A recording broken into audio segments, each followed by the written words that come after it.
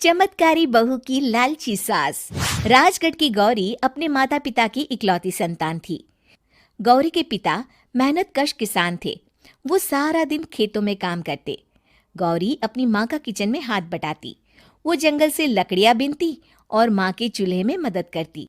एक दिन वो जंगल में लकड़ी बीनने गई थी कि तभी उसे रोने की आवाज आती है।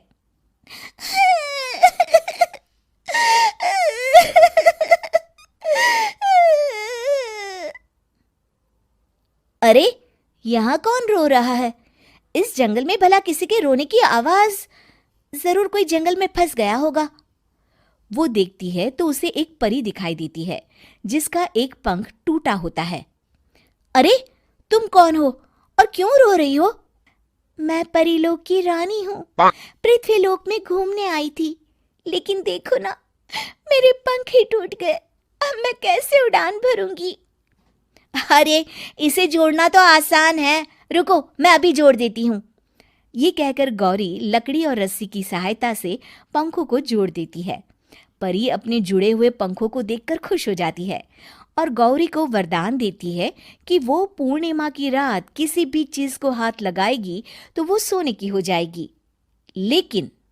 लेकिन गलती से अगर उसने किसी इंसान को छू लिया तो वो अगली पूर्णिमा तक सोने का ही रहेगा। गौरी घर आती है और सारी बात अपने माता पिता को बताती है। गौरी की माँ उसे कहती है, तू भी ना गौरी, सारा दिन परियों की कहानियां पढ़कर स्वप्न लोक में ही रहती है। नहीं माँ, मैं सच बोल रही हूँ। देखो, आज पूर्णिमा की रात है ना, इसलिए डर के मारे मैं कोई सामान भी नहीं छू रही हूँ। अच्छा, ऐसी बात है बिटिया रानी, तो जरा इस घड़े को हाथ लगा दे। गौरी घड़े को जैसे ही हाथ लगाती है वो सोने का हो जाता है। गौरी के माता पिता घड़े को देखकर हैरान रह जाते हैं। अगले दिन गौरी के पिता उस घड़े को सुनार के पास बेचने जाते हैं तो रास्ते में उन्हें कंचा काकी मिलती है। वो सोने का घड़ा देखकर गौरी के पिता से पूछती है, अरे गौरी के बापू, ये पीतल तो बड़ा चमक रहा है। अरे काकी, ये पीतल नहीं, सोना है, सोना। बेचने ले जा रहा हूँ। अरे, कहीं कोई लॉटरी लग गई है क्या? इतना सोना? गौरी के पिता काकी को गौरी को परी द्वारा दिए वरदान के बारे में बताते हैं। काकी गौरी के पिता की बात सुनकर सोच में पड़ जाती है और फिर अगले दिन काकी गौरी के घर आती हैं। गौरी के बापू, तुम्हारे लिए मैं एक खुशखबरी लाई हूँ। तभी गौरी की माँ पूछती है, क्या खुशखबरी है काकी? अरे, तुम्हारी बेटी का रिश्ता मैं अपने बेटे से करना चाहती हूँ। अरे, कब तक अपनी सयानी लड़की को घर पर बिठा कर रखोगी? हाँ, देखो काकी, मैं ऐसे ही व्यक्ति से अपनी बेटी की शादी कराऊंगा जो गौरी के वरदान से नहीं, उसके गुणों को समझे। अरे, हमें तो गौरी के गुण अच्छे लगे, इसीलिए तो आ गई हूँ मैं। फिर गौरी के माँ बाप मान जाते हैं और उसकी शादी काकी के बेटे से हो जाती है। अगले दिन, अरे गौरी, कल पूर्णिमा की रात है।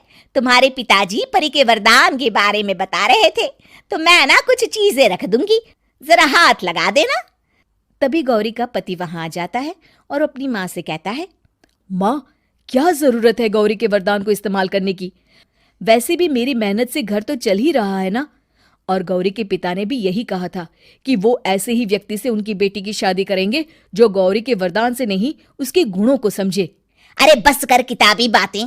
तेरे लिए क्या लड़कियों की कमी थी जो मैं ये किसान की बेटी घर ले आती? और सुन गौरी, कल अगर तूने सारी चीजों को सोने का नहीं किया तो मैं तुझे घर से निकाल दूंगी और अपने बेटे की दूसरी शादी करवा दूंगी, समझी? इतना कहकर गौरी की सास वहां से चली जाती है। अगली पूर्णिमा की रात गौरी की सास गौरी के सामने ढेर सारे बर्तन रख देती है और कहती है, जल्दी कर गौरी, रात खत्म हो जाएगी। जल्दी जल्दी इन सारे बर्तनों को हाथ लगाकर सोने का कर दे।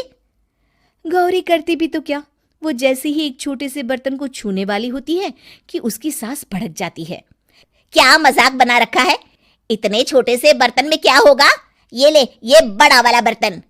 जैसे ही बड़ा सा बर्तन लेकर गौरी की सास उसकी तरफ बढ़ती है, वैसे ही बर्तन के बाहर से वो धड़ाम से गिर जाती है।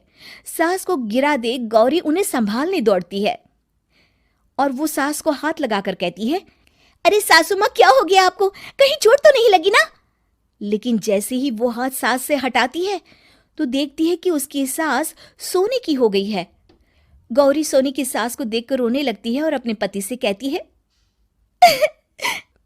मुझे परी ने कहा था कि अगर मैं किसी इंसान को हाथ लगाती हूँ तो वो अगली पूर्णिमा तक सोने का ही रहेगा। अब मैं क्या करूँ? अरे करना क्या है, माँ को उठाकर अलमारी में रख दो। और हाँ, लालच का फल बुरा ही होता है। ज्यादा बड़े बर्तन को सोने का बनाने के चक्कर में माँ का ये हाल हुआ है। ये कहकर वो दोनों माँ की तरफ देखने लगते हैं।